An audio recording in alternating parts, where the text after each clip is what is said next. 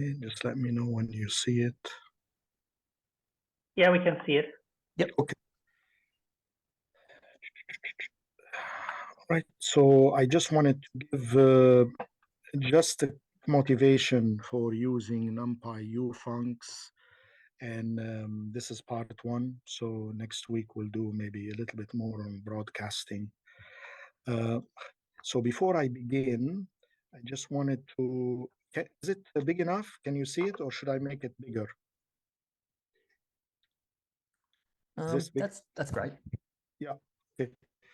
So worth mentioning the two major evils that come out of Python dynamic typing, and one is inefficient storage usually, and the other one is inefficient operations. Inefficient storage I won't talk too much about, but basically has to do with the fact of all of the type and all the register live with the object.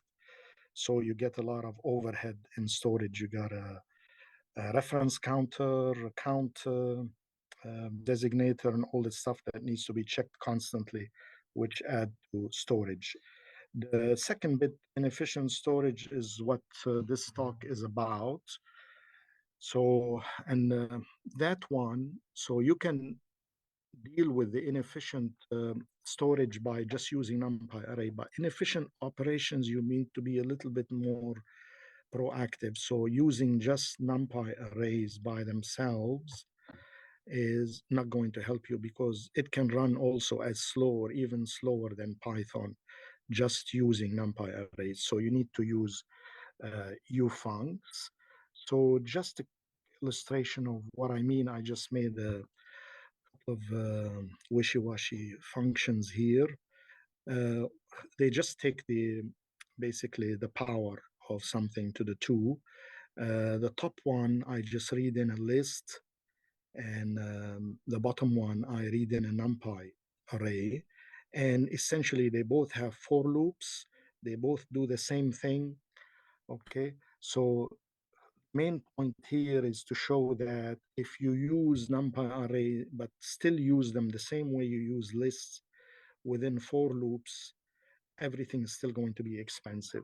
So without ufuncs, basically, it's going to be expensive. So I just took a big upper bound for the two arrays, read these two, called you're just checking that the input is the same in both, and I timed these two functions. So one with the input array, you can see it takes about on the order of hundreds of milliseconds there, and the one with the Python list also takes roughly the same.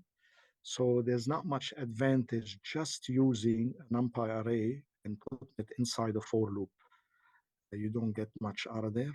So now if you time down here, the same stuff with a ufunc, you see that you're on the order of microseconds, basically. So it's about 3 orders of magnitude faster using explicitly a ufunc. And the reason here is that underneath the ufunc, here it's just power of 2, is all done in C. Okay, so it's already pre-compiled, everything is statically declared. So there's no type checking at each iteration of the loop. Inside these two for loops that I showed at the top, each iteration here, in either one of these two, each iteration, actually the interpreter goes in, checks the type designator, makes sure that it's calling the correct function for that, and that's where the overhead comes from. Not actually the operation itself. The operation is done at the same speed as inside the ufunc, here the exponentiation to 2. So the real killer is the actual type checking, which doesn't occur inside the this ufunc here. Okay, because it's all statically typed and compiled, so there's no type checking from one iteration to the next. Okay, so that's where the speed up comes in using ufuncs. So again, here it's just about 3 orders of magnitude, and this is a unary ufunc. So just one operand, it operates on one input, and there's several other ones. So another example here, similar to the advantage, if you take a binary ufunc, in this case, simple one would be addition. So again, I just made a simple function here that adds two arrays, and this one has a nested for loops. Again, so just taking two arrays, do it again. Those are NumPy arrays that you're using in there, so you won't get any advantage just by using NumPy arrays inside for loops.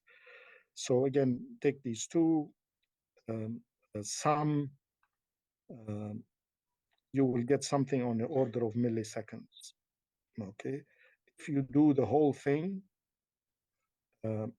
with the plus, which is just basically adds everything element wise between the two arrays, this is just the addition ufunc, which is just np add.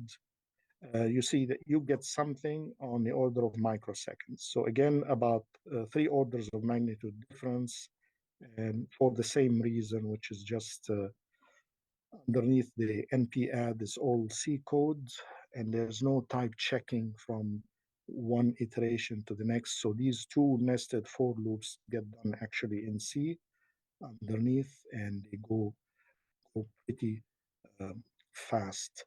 So that's what I was hoping to talk about this time, just the motivation. Now, everything here I've done is I've taken, in this case, I've taken the two arrays the same shape.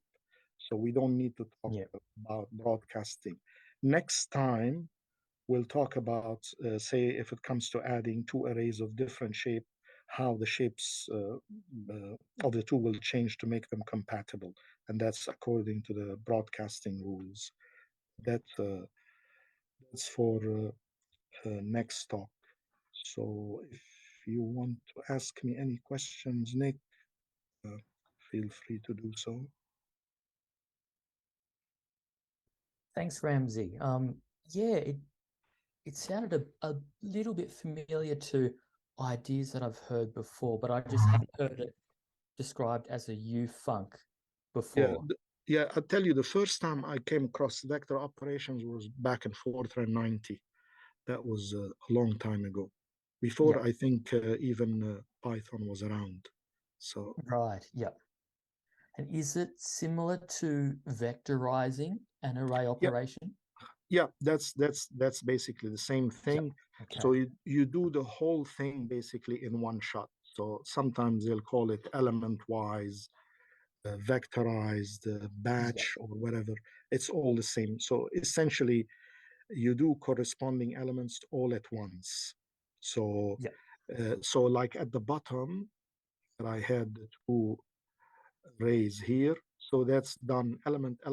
I took them in this case same shape. We'll talk next time what to do when they're different shapes. But in this case, where the same shape, you just do element summation in one shot.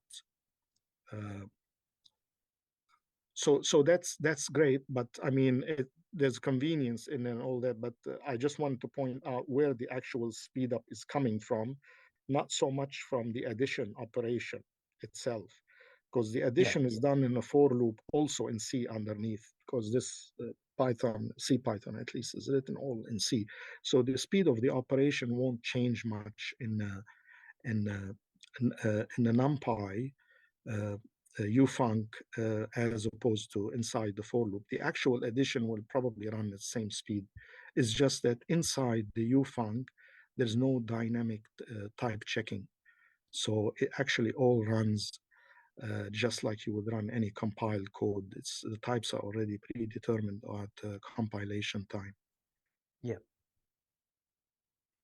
But, you know, it's convenient and it is obviously faster. So just on that last thing you said, Ramzi, I'm willing to wager that the actual addition will go faster inside NumPy, because NumPy will be compiled to take advantage of the vector instructions in the CPU. So you've got... yeah, I mean, sure. If you want to go down to the stuff that the compiler will do to optimize, yes, the compiler will have all the chances in the world basically to optimize. True, Yeah. that's true. But I guess what I'm trying to say is the bulk of the slowdown will probably be due to the absence of the dynamic type checking. Yeah. But it's true, yes. It will be, I guess, tuned and optimized as best as possible by the compiler. I agree. So yeah, Gaudi CPUs can do, I think it's 8 double precision floating point additions in one cycle. So when you're doing all your type checking and you're going element-wise through a Python loop, the best you can ever get is 1, even if the type checking was free. But if you're going through NumPy and it detects the architecture and gets an optimized addition function, you'll get blocks of 8 array elements being added at once. True. Like literally at once in one cycle. Yeah, I agree. I mean, when you get the compiler to optimize to the native architecture, yes, you'll get the best output.